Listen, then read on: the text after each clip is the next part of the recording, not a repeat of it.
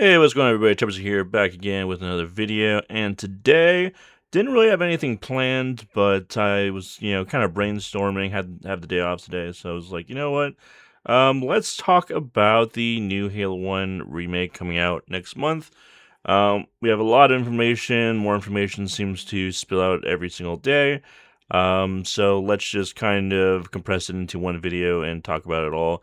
Of course, I'm sure a lot of you have heard just about everything there is need to know, but for the few that haven't, here I am going to be giving my opinions on the mess.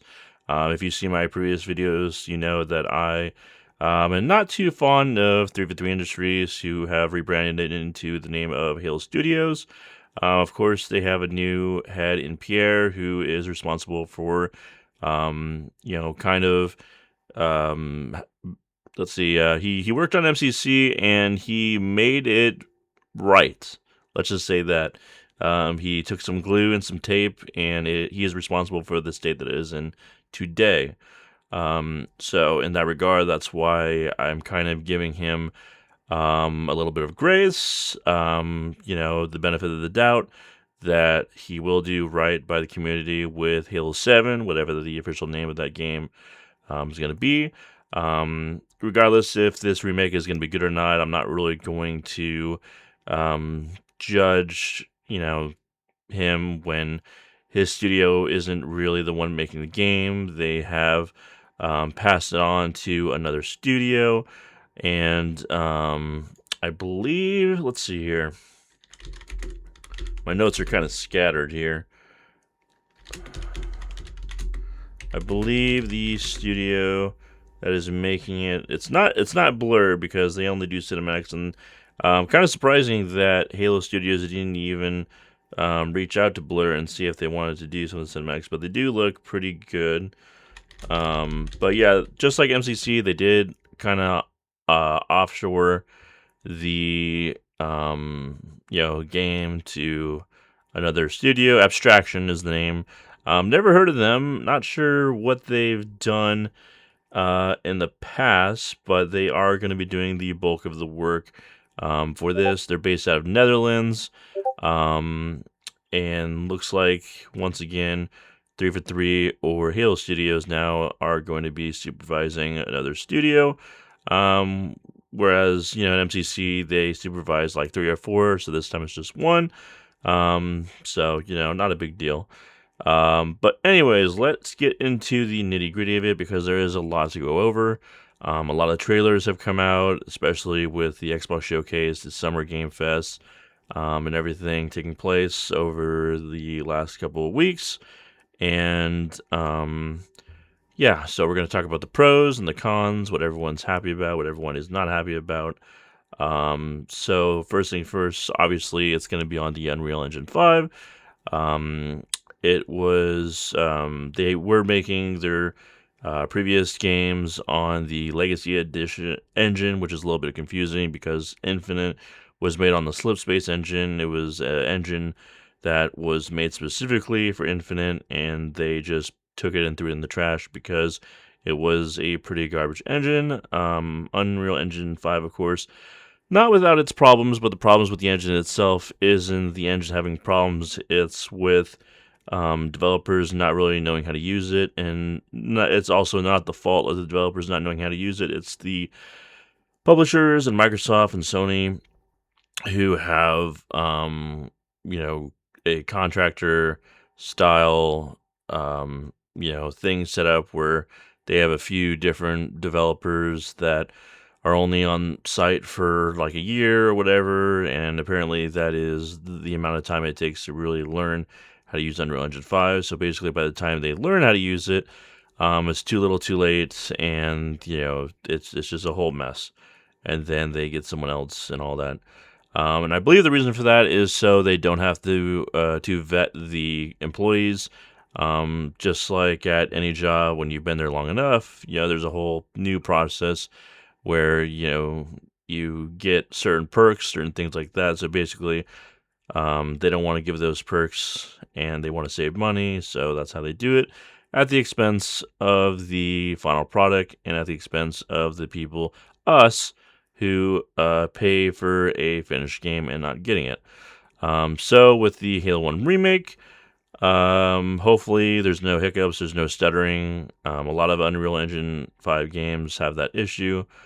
Um, but yeah, so the cinematics are all um, pre-made. If you have seen any clips of Halo 1, the original, or I believe you can also do it in the Halo 1 anniversary because it's just, a remaster.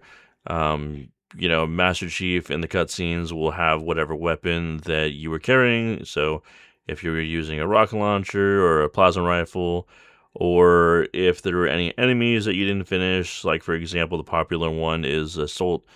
Um, I believe it's the Assault on the Control Room, where at the end he has Banshees that he didn't kill flying around him, and they take him out during the cutscene, which is pretty funny.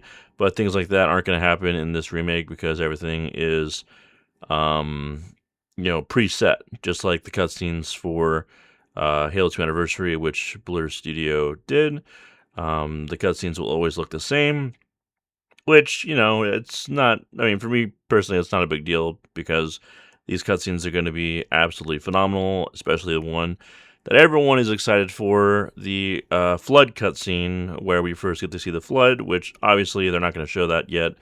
And good on them for not, because, that's something that should only be shown once the game has fully released. So the game launches next month. We're 3 days away from it being exactly 1 month as it comes out July 28th. And it's going to be coming out on, obviously Xbox, PC, and then PlayStation 5, which this will probably be the only Halo game that comes out on PlayStation. As Asha Sharma, the new head of Xbox, has said that um, you know, well, not said that, but it's pretty obvious a lot of games from here on out are going to be exclusive to the Microsoft platforms. So that's, PC and Xbox. Um, so just a little bit of information for the PC players. For the PC requirements, so it does demand 100 gigabytes of SSD space, and it's going to be 16 gigabytes to 32 of RAM. So that is quite large for a game that's only going to be, a campaign. It's not even going to have a theater mode. It's not going to have firefight. It's not going to have multiplayer. It's not even going to have any kind of photo mode. So it really, they had an opportunity to kind of go all out and give us all the bells and whistles. I mean, obviously, they're not going to do multiplayer for a game like this because if Halo 7 is trash, they don't want us to have a game to fall back on that, is still part of Bungie's era for whatever reason. I think Microsoft personally just has some kind of vendetta against Bungie for leaving them and for, kind of doing the whole thing with Halo Reach.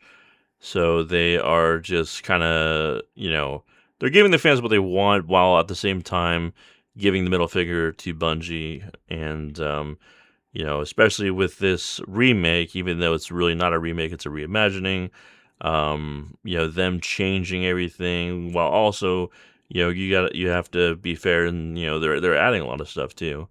But yeah, it is what it is, right? So we are getting 3 new missions with this campaign.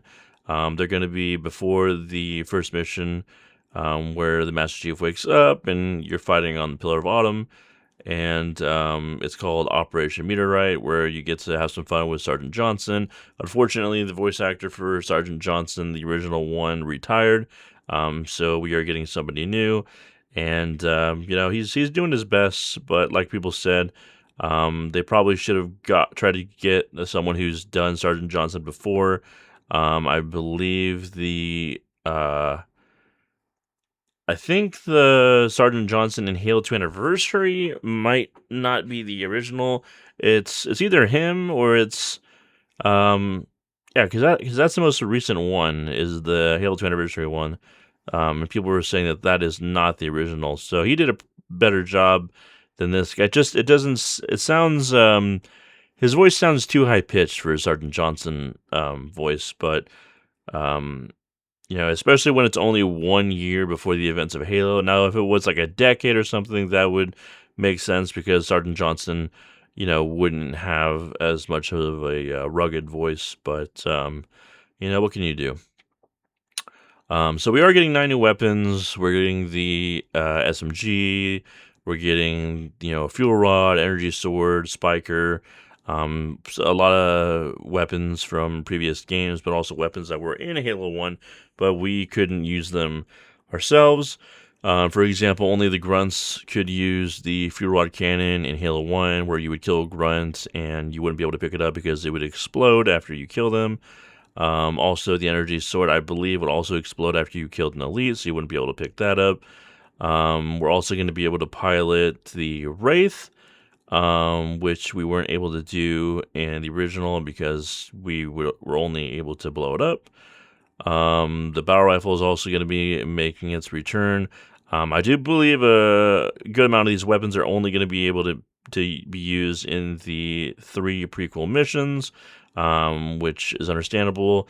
Also, which is kind of sad, is that the armor that we see in the prequel missions, it is only going to be in the prequel, and I believe that is the Mark 6. At least it looks like Mark 6 in Halo 2, which is kind of weird because we're going to Mark 5 in Halo 1. But anyway, and then we also have a whole bunch of skins that you're getting depending on what version of the game that you're getting, and I'll talk more about that in a little bit.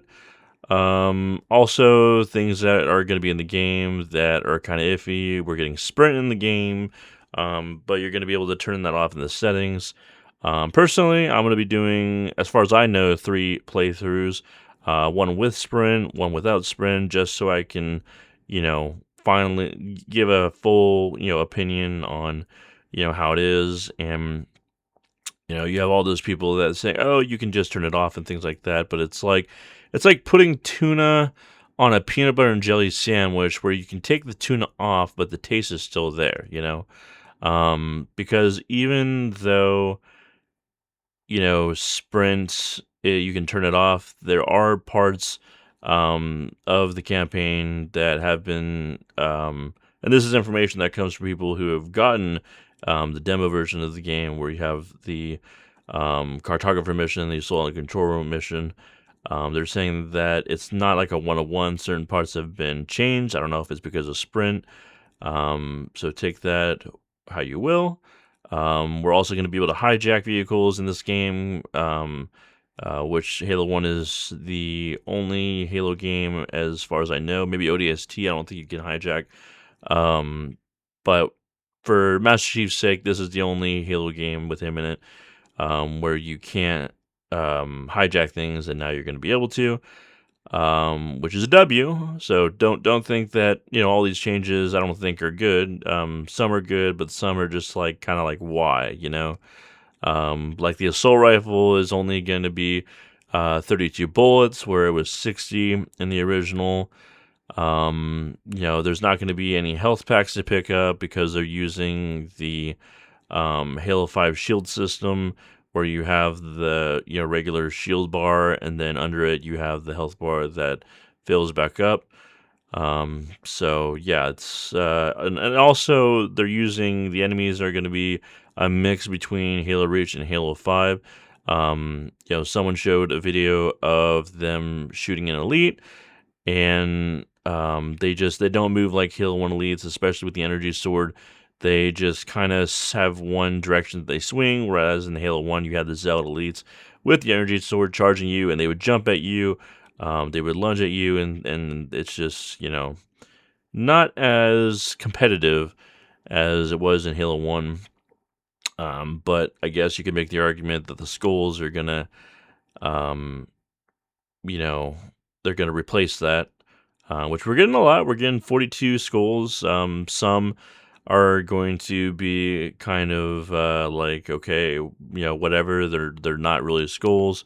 One is going. It's kind of weird because they tell you that you can turn off sprint. I mean, I guess it's for lasso, right? Because sprint would kind of help you complete lasso. So there is a school that turns off sprint. There's a school that makes it to where you can have 60 bullets in the assault rifle. There's a school.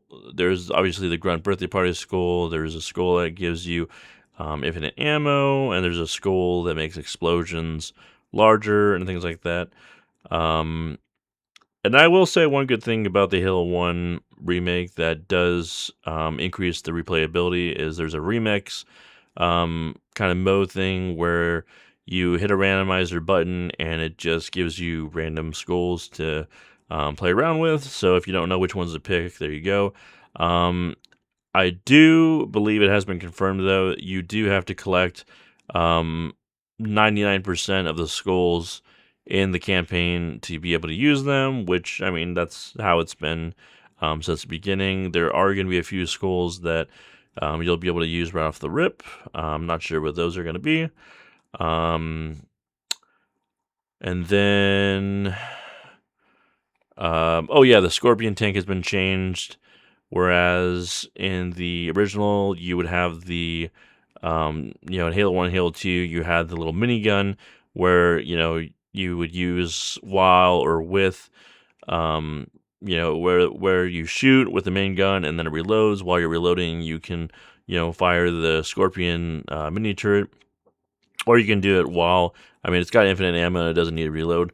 But they did remove that for the remake, and now you just have the Halo 3 Scorpion where you get an extra Marine to hop in the turret, which is, whatever. It's just like, why? Why change that?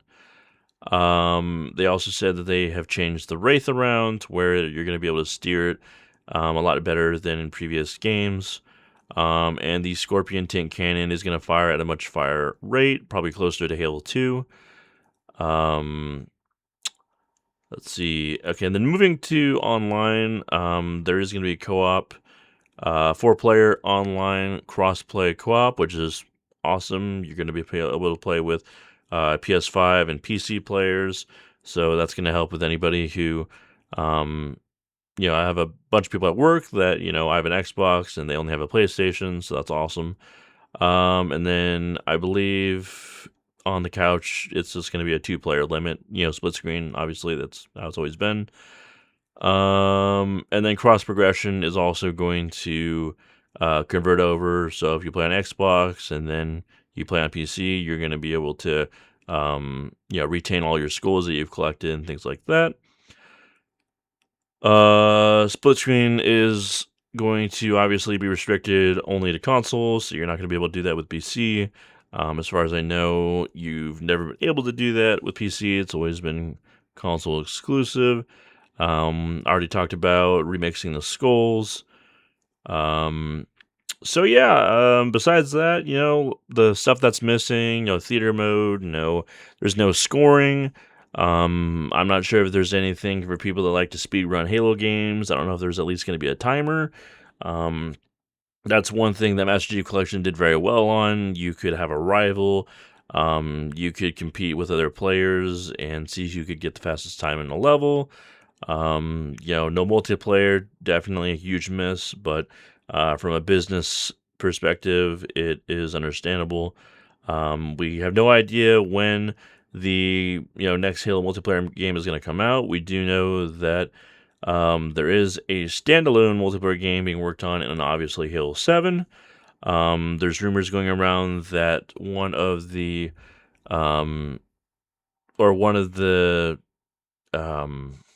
or just the multiplayer game being worked on, the standalone is an MMO. There were rumors of a Battle Royale, but I'm pretty sure that got canceled. And anyway, moving on to the editions. So the standard edition is going to be $69.99 US dollars. You're going to just be able to get the base game and then the pre-order bonus, which is the Alpha Halo Armory pack. So all these packs are going to have, cosmetics. You can, change the Master Chief into a whole entire Needler armor set, which looks a little goofy. I would say 99% of these skins look goofy. They just look like they're from the Halo Infinite Battle Pass. Just, you know, I don't know if you want to say, that they're not being, imaginative, or in some cases, I think they're being too imaginative. Like one cosmetic you can put the Chief in is making him look like he's from, Rome. And there's another armor set. Um, there's like a whole entire like hunters. I don't know. It's just weird, dude. The cosmetics are really weird. The weapons that you have a skins for. One looks like it's the rocket launcher from Halo 5. I don't know. It's just they're just all over the place.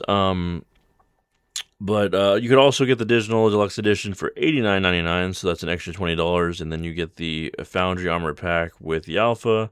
You get a digital soundtrack and then an art book. And then the thing that is not available anymore is the $200 collector's edition, where you'd be able to get all the digital edition, additional content plus a 10-inch Master Chief statue, which looks really cool. 10-inch Master Chief Mark V statue. With the assault rifle, you get a physical steelbook case, a embroidered UNSC patch, and a replica Pillar of Autumn challenge coin. Now, Microsoft has come out and said that these have all sold, they've all been pre-ordered, and they are not going to be making any more, which of course has upset a lot of people, especially with scalpers. They said that they have refunded a decent amount of pre-orders that look suspicious, but those have all sold, so yeah, they're not making any more, and they basically just told us to deal with it. I personally don't go for collector editions. Um, you know, I mean, over to my left, I have a whole shelf that has a bunch of figurines and stuff on it. It's full. I don't really have any room for a collector's edition. I'm good with just posters and things like that. Um, but yeah, the PC system requirements, if you guys were curious, the minimum requirements is Intel Core i5 or AMD Ryzen 5, 16 gigabytes of RAM, and then NVIDIA GeForce GTX 1070 or AMD Radeon RX 5600 XT. And then, of course, I talked about the 100 gigabytes available of SSD space. And then yeah, they made some changes to the iconic weapons like the pistol. It definitely looks like it's from Halo 3. The way it reloads, it looks like it has a extended mag. It's still gonna have that signature 3-shot kill power in it.